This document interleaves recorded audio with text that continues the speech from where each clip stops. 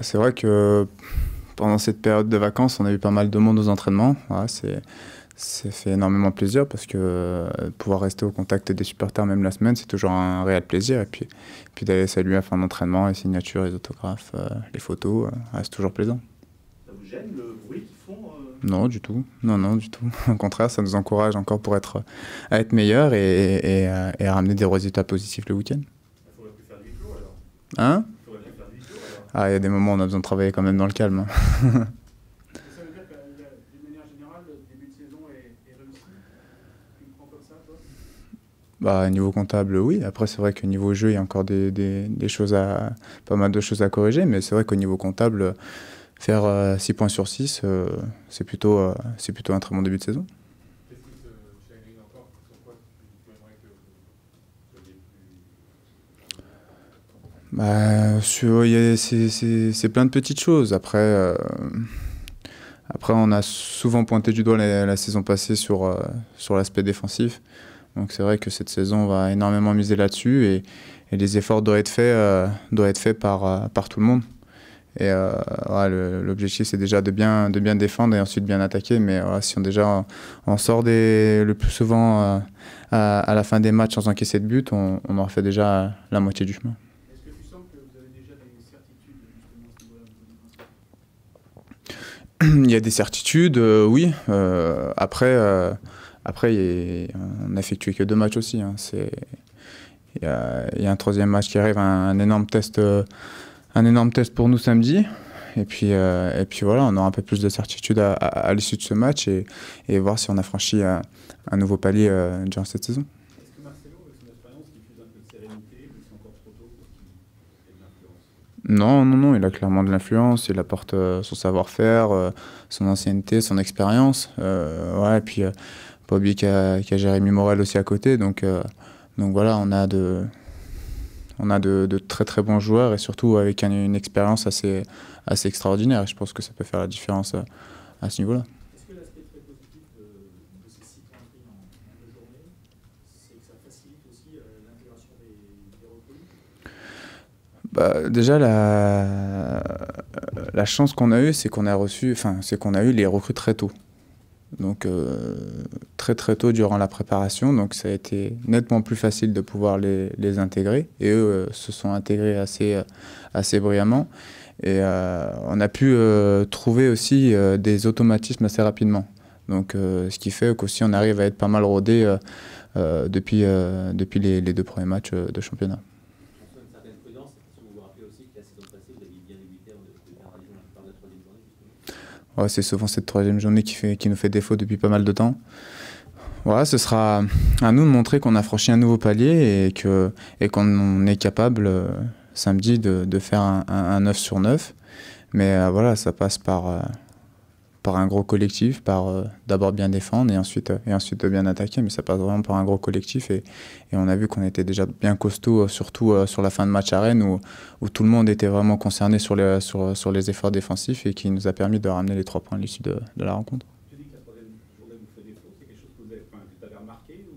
Ah oui, bien sûr, hein, ça fait déjà pas mal de temps, donc ça on peut que remarquer ce gros défaut-là. Après, voilà, on va jouer contre une équipe de Bordeaux qui s'est bien renforcée aussi cet été, donc voilà, ce sera un énorme test pour nous, un samedi 17h, voilà, il y aura toutes les conditions pour réaliser une belle rencontre. C'est vrai que les contextes sont très différents. Vous restez sur 4 défaites dans les troisième journée, mais parfois il y a un jour préliminaire, parfois il n'y en avait pas, parfois c'est à domicile, parfois à l'extérieur. Est-ce qu'on peut faire un lien sur tout ça ou c'est juste une statistique un peu curieuse? Non, on fait pas de lien. Nous, ce qu'on veut, c'est gagner à la fin du match. Donc voilà, après c'est vrai que si on peut faire carton plein jusqu'à la trêve internationale, on va pas s'en priver. Mais voilà, ça passe par jouer les matchs et les jouer d'un très haut niveau.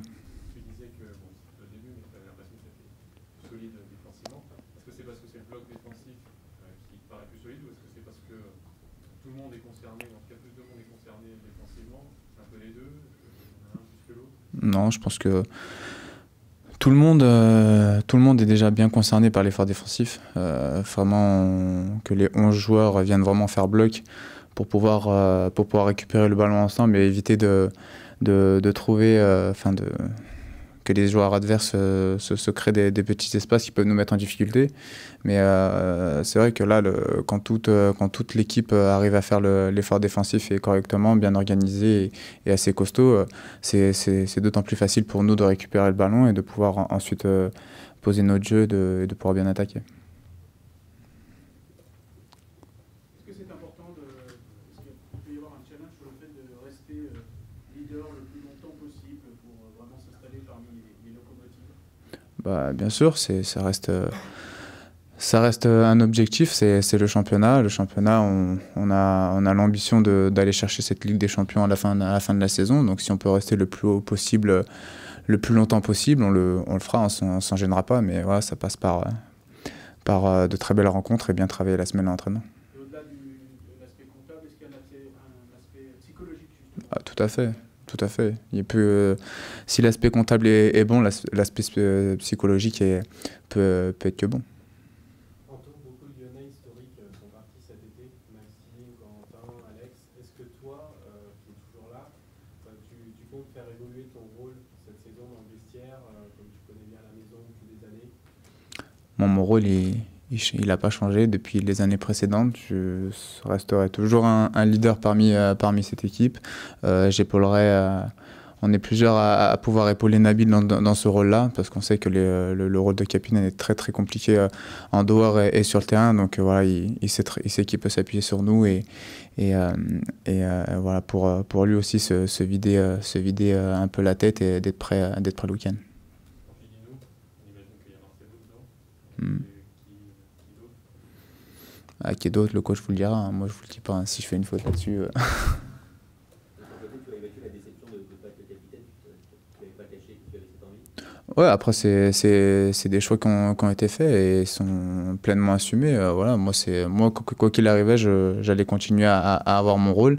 Et puis c'est toujours un réel plaisir que ce soit un joueur issu du centre de formation et puis qui puisse garder le brassard. Donc voilà, ça continue dans les belles années des derniers capitaines de l'Olympique Lyonnais.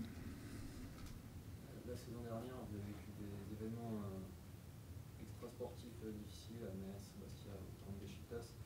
Comment ça vous aide à vous pour aborder cette nouvelle saison? Quel état d'esprit ça vous a fait évoluer? Oui, ça m'a fait clairement évoluer. J'ai eu une longue période de vacances qui m'a permis aussi de pouvoir récupérer, de pouvoir réfléchir et aussi poser toutes ces choses à plat. Et je pense que voilà, j'ai pas mal évolué de ce côté-là. Tout ce qui a pu me faire défaut la saison passée, les petites erreurs que j'ai pu commises, qui ont engendré pas mal de choses. Surtout, je parle vraiment extra-sportif. Après, ce qui se passe sur le terrain, ça reste sur le terrain, mais l'extra-sportif, éviter de bouffer énormément d'énergie là-dessus, parce que voilà, j'ai un jeu où j'ai besoin d'avoir du gaz, besoin d'avoir du gaz sur le terrain, donc éviter toutes ces frustrations qui peuvent se passer autour du terrain. Antoine, j'ai une petite question décalée, la question Neymar, il faudra s'habituer pour les 5 prochaines années. Après la démonstration du PSG et surtout de Neymar dimanche dernier, est-ce que tu estimes que le PSG est injouable, voire intouchable cette année?